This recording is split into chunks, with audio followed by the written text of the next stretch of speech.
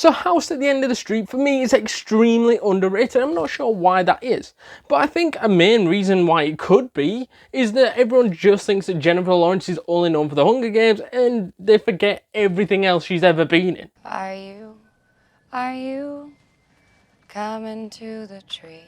See what I mean?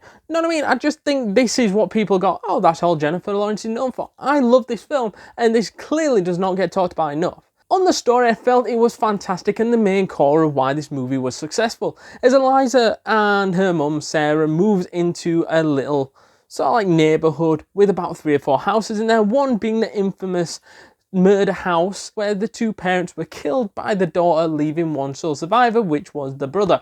And the brother still lives there to this day, and this is what everything is about. It is about this weird guy around the corner and Eliza and her mum living in the house opposite. Although the major part of why this movie is successful is the relationship between Eliza and Ryan, which is brought together in the weirdest way possible. As Eliza meets Ryan when they're going down the street, when she's walking down the street from a party that she was tricked into going to, and as she's walking it's raining and she is just wanting to get home. He drives past and offers her a lift. She's a bit skeptical, she refuses, and then he pulls up down the road and says, "Are you sure?" And then she jumps in. And the skepticalness soon goes away and they seem close, and them as a relationship, the building blocks are starting to show. We're starting to see them now becoming into more of a romance angle, and this is less starting to feel like a horror film. However, when we're seeing the Carrie-Anne stuff start to come to full fruition, and we're seeing her run through the woods and him dragging her back, and we as the audience are now seeing her run into the woods and run and knocking on Eliza's door, and there's several close encounters that we can see, but we can't piece this together. Is it actually Carrie-Anne? Is it his sister? Or is it somebody that he's kidnapped? Because it looks like all the signs are there as a kidnapping, but who's he kidnapped? And the rest of it, we've got a load of questions. And as the movie goes on, those questions seem to be getting answered one by one. And it is great seeing how Eliza suddenly starts picking up on a few of these clues. And we see not the happy-go-lucky guy that we've seen and who's a little bit shy, and the one that Eliza fell in love with a little bit and wants to help fix a little bit because he is traumatized of his childhood and the rest of it. And that's why Eliza really leans into him over other people, because he feels like she can actually help him in a way and feels sorry for him. But then that feel sorriness starts to dip away when she sees the real Ryan a little bit, as when he snaps the guy's leg after he threw stuff at his car. And also the fact that when he pushes Eliza out the door for no apparent reason, and she gets a little bit like, why did he do that? And the rest of it. But then we know by the end of the film, well, we as the audience can see why he pushed her out the door, which is because Carrie-Anne was present and tried escaping. And it was interesting, that particular thing, because it was like, oh, he's trying to escape, and Eliza was in the building at the same time, and Eliza got shooed out the door so he could go look for Carrie-Anne. And I think that was such a weird but wacky moment, and I really thought that this was like the turning point in the movie, because now I think Eliza's getting a bit suspicious and the rest of it as well. However, the biggest part and the biggest clue out of all of it is when Eliza goes back to his place after the incident with the leg break, because she has a feeling that the same people that attacked his car are going to attack his house. She goes and she was right to do that because they tried to set fire to his house.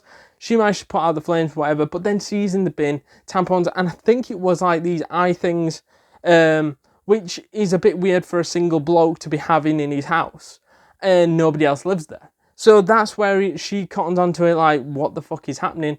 And that's where she ends up talking with Ryan about similar sorts of things, and ends up venturing down into the basement where she finds the kidnapped girl. And then this is where it all explodes, and this is where we're finally getting to see the real Ryan and be exposed. On the ending, I felt that the ending was superb, and we see that Ryan is now kidnapping Eliza in the same fashion he had been doing with the previous girls that he'd been kidnapping. And why were he kidnapping them?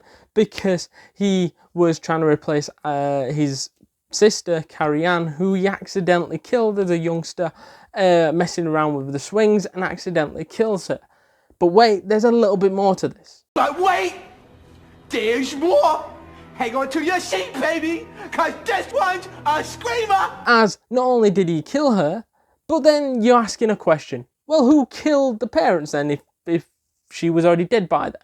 Well, it was him, because the parents made him dress up as Carrie Ann.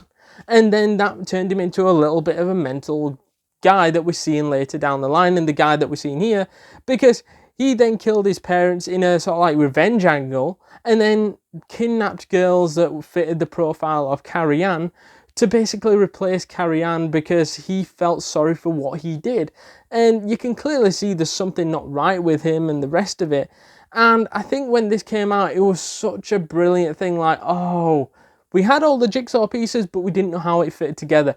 But no, I think then it was great seeing how Eliza was going to get out of the situation, which was the police officer, first of all, that came in and noticed that her phone was under the table, and the police officer nearly falls for the same mistake as he finds all the clues and then tries to arrest Ryan, but Ryan overpowers him, chucks him down the stairs, I think, and this is the whole thing going on. And it looks like Eliza probably is going to get killed eventually. But then, here comes to save the day, her mother, Sarah, who was a bit sceptical all the way throughout the film. If you've seen the film, we know that she never really trusted Ryan, and it was her that sent the police officer to the house to see how she was as she weren't answering the phone. And I think that was really, really cool then, how the big showdown of Ryan and Eliza, and then eventually he gets killed. And I think that was such a great and fantastic ending. But it took a while to get there. The suspense was the thing that drives this movie along, and the relationship between Eliza and Ryan was superb. Before we jump back into this video, guys, please do us a massive favour and smash that subscribe button, because you do not want to miss a thing this week, next week, and the week after, because we've got tons and tons of content planned for you guys, and you can do us a massive favour by smashing that subscribe button, joining the community, getting updates to all the latest videos, from the YouTube shorts to the actual videos. It is well worth it, completely free, and you will not regret it. To summarise this movie then, for me, this is easily 7.1 out of 10 and a great film. Let me know your thoughts down in the comments down below. Is it bad, good, terrible, amazing? Let us know all that jazz down in the comments down below. And if you're still into your thriller sort of vibe, horror sort of vibe, check out A Stir of Echoes right now.